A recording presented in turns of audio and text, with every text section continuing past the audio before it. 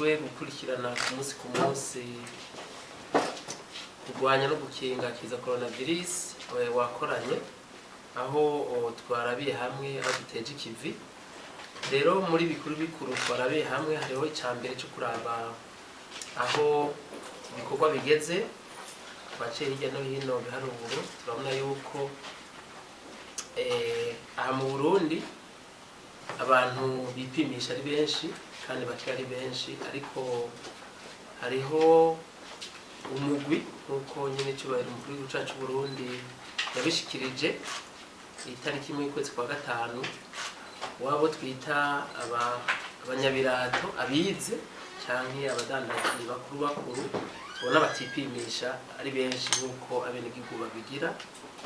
Rero turabiye hamwe twabonye yuko bikenewe ko nk'abakozi ba leta tugiye kwiga ingene twoza turabagenera ibihe byabo kugira ngo bose bipimishe, kuko cabaye ikindi yongeye ko nyinshi mu gihugu cyacu Burundi yuko abakozi ba leta bo kwipimisha cyane cyane abangaha mu gisagara ca Bujumbura kugira ngo turabe ku bintu byo bandanya bigenda neza.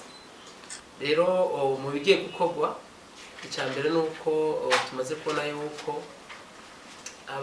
abarundi bahora bakora udukorwa baja muri Kongo baciye mu Gatumba bashora ibidandazwa n'abakongomani. Umugwi wabonye yuko ko kugururwa ijya frontiere poste frontalier do Gatumba. Ivyo rero tugiye kubitegura kugira ngo hashobore kuboneka inyubako mu buryo bwihuta ahantu uzoshobora kwakira abakongomani, hanyuma tukabapima bose uko binjiye nabo bakigira icyo baterereye. Hazoba itegeko nshikiranganji riko risinywe ko n'umushikiranganji w'ubutunzi kugira turabe nabico boterera, hanyuma kugira ngo ibidandazwa bibandanye bigenda kandi n'abarundi bashobore kugira imigenderanire na Kongo. Hanyuma ko twarabonye yuko mu bagwayi bashika 556 dusanzwe dufise, turabona yuko harimo n'abene wacu bashiki bacu muri Kongo, kuko birashika basanga aho hakurya aragwaye ingwara y'incankiriya arasabwa uruhusha kinjira naho hasanzwe hugaye. Rero tubaza yuko bizoca bifasha kugira ngo abakongomani bashobore kuronka ahantu hamwe mu Gatumba bashobora guca kugira ngo baze gukora udandazwa mu Burundi cyangwa gukora imirimo ya misi yose nk'uko mwari musanzwe mubizi. Hinjira abashika hafi mu 10 ku munsi.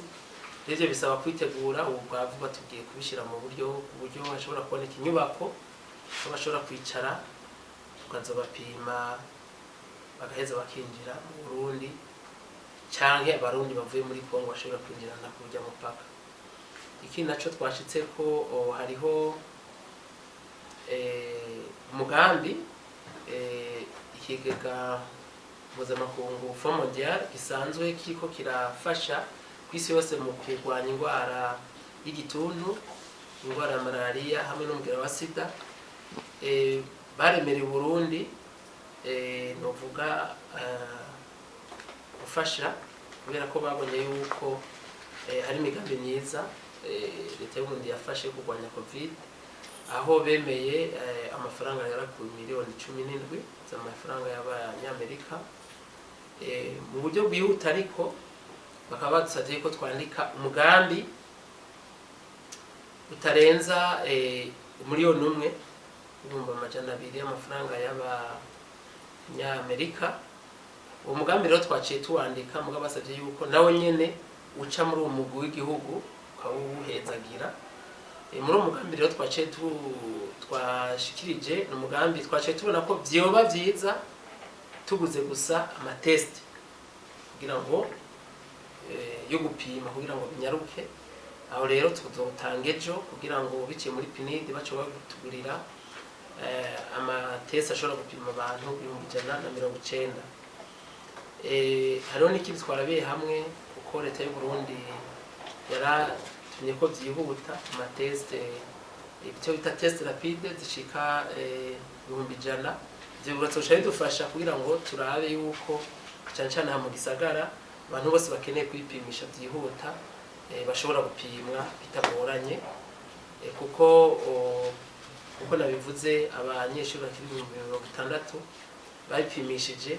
Turashaka yuko tuzoraba n'abanyeshuri ko n'umugambi intumbero nyinshi mu gihugu kugira ngo turabe yuko n'abiga bataha hamwe n'abakozi ba leta boronka akajya kwipimisha kugira ngo tubandanye twese twisuzumisha kugira ngo ibintu bigende neza kurusha. Mavuze kucerekeye abasavye yuko bozana urucanco kugira ngo bakora mu bisata vya ONI. Nivyo ikete bararungikiye urongoye umugwi. Ico wamesha nuko inyishu bazoyironka vuba, mugabo muri rusangi biremewe yuko umuntu ashobora kugenda n'abantu basanzwe bagenda kenshi, ntashoboza yuko ashobora kuja Nairobi canke ahandi akaza yikingije, nta ngorane nimwe bitera. Mugabo twebwe nka mu Burundi uwo twabibashikirije boneho no kajya kubivuga n'ubu urucanco incanzo ziriho ziratangwa ubu ziracyari mu igeragezo. Ivyo oye n'ibintu bizwi, twe turarindira rero yuko haba urucanco ruba umuroge nawe mezi, hanyuma tukaraba leta ikagira ico bivuze ko. Mugabo ku bashaka kuyicandagisha basanzwe bakora muri ONI bafise uburenganzira bwo gushobora kuja mu kindi gihugu icyo ari cyo cyose gisanzwe gitanga izo canco bakaba baricandagisha. Ivyo nibaza yuko inshitomo yari ikindi basavye cyuko muri clinique yabo ya Nations Unies iri muri OIM bashobora kwipimisha umugera wa COVID. Ivyo twavuze yuko nkuko tuzobigira mu yandi mavuriro ya leta canke abigenga, tuzobaha uburyo ibikoresha ama reactif nabo bashobora gupima kugira ngo twese dufashanye.